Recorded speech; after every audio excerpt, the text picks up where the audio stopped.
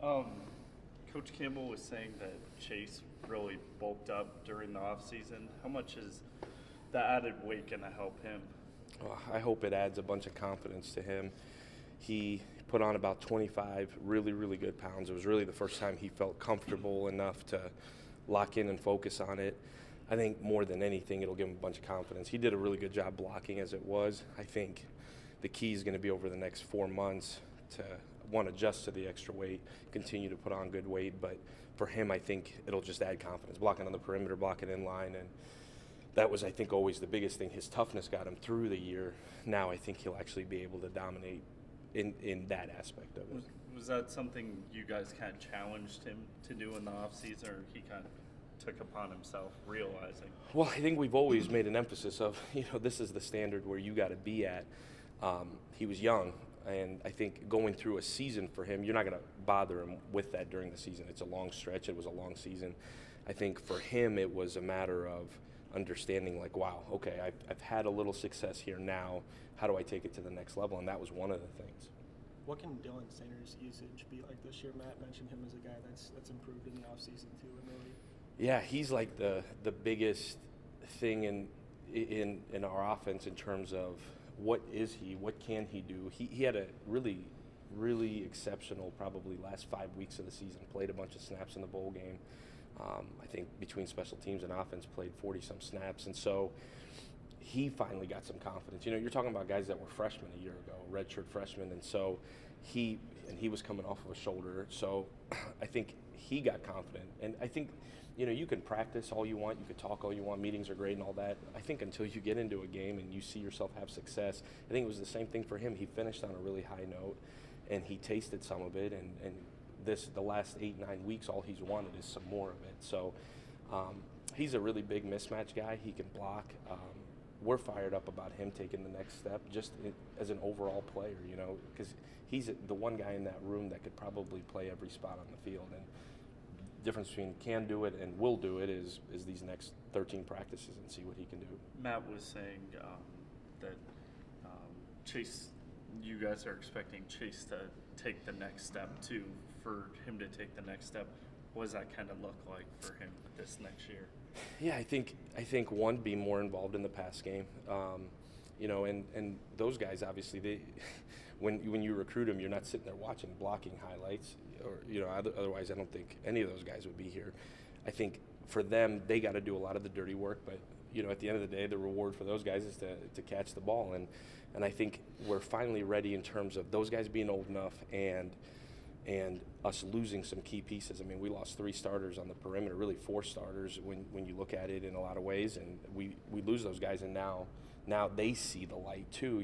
I don't think a year ago none of them complained about anything.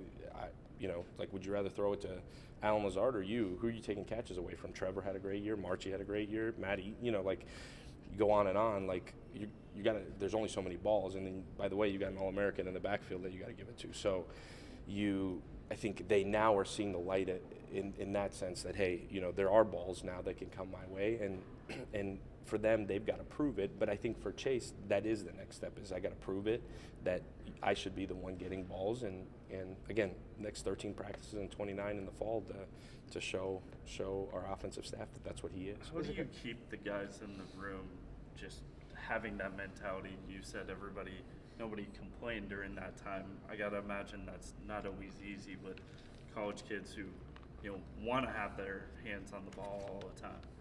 Yeah, I think it's probably easier when you're winning. And I think honestly it's the culture that Coach Campbell's built. It's not about any of those guys, just like it's not about any of us, and Coach will tell you it's not about him.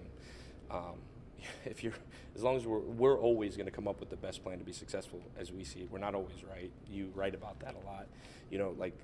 So they got to trust in us, and we got to trust in them. And I think it's just a trust factor, and it's part of the culture that, Chase could, if we win 12 games and Chase catches the same 4 balls, I think Chase would tell you he'd be just as happy. How much does that ultimately help them long term to be able to build up the blocking at this level and have that maybe just vision beyond just, hey, I want to catch balls this game, but next season it can be much more? Yeah, honestly, we don't talk about it. We talk about being in the right spot at the right time and having a relationship with the quarterback, and and we just don't talk about it a bunch. You know, they know that there's opportunities to catch the ball.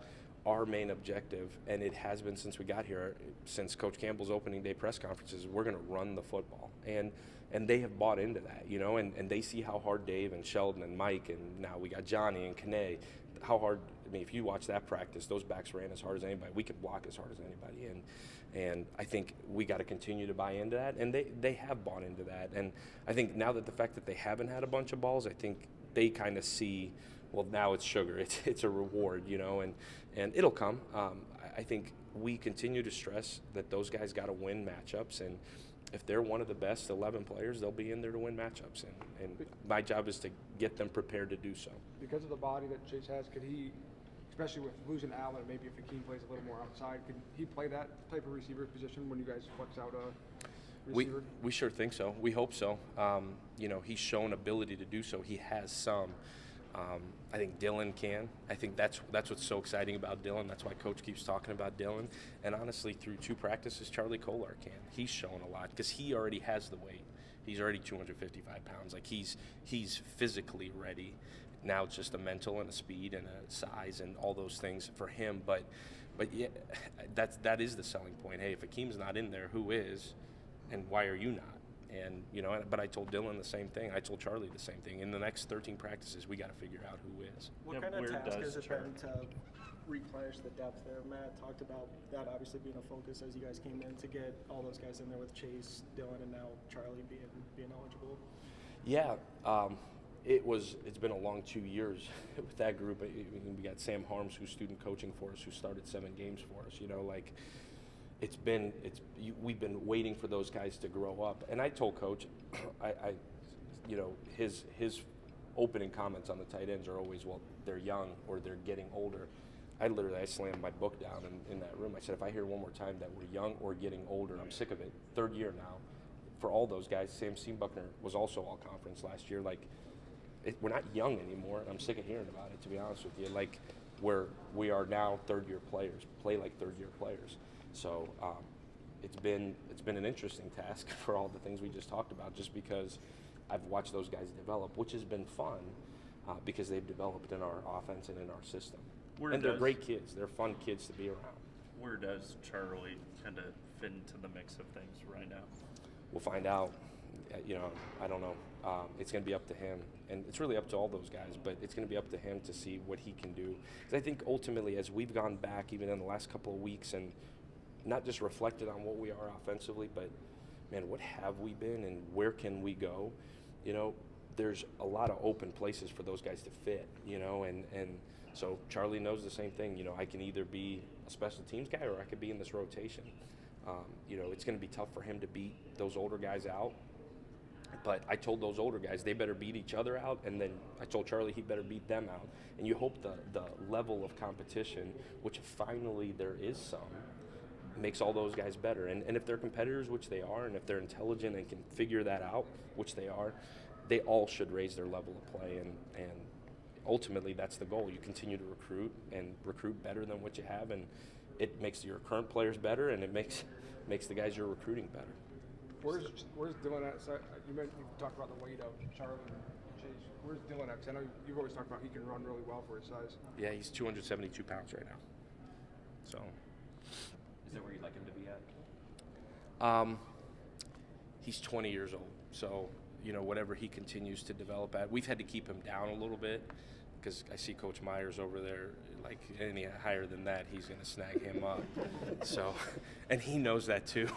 You get over 280, you're going to be blocking really good. You know? So no, we'd like him right in that range. He's running really well and competing really well at 270, which is kind of freakish. But you know, I think as we continue to go and probably as he gets into fall camp, I bet you he's somewhere between 65 and 72, somewhere in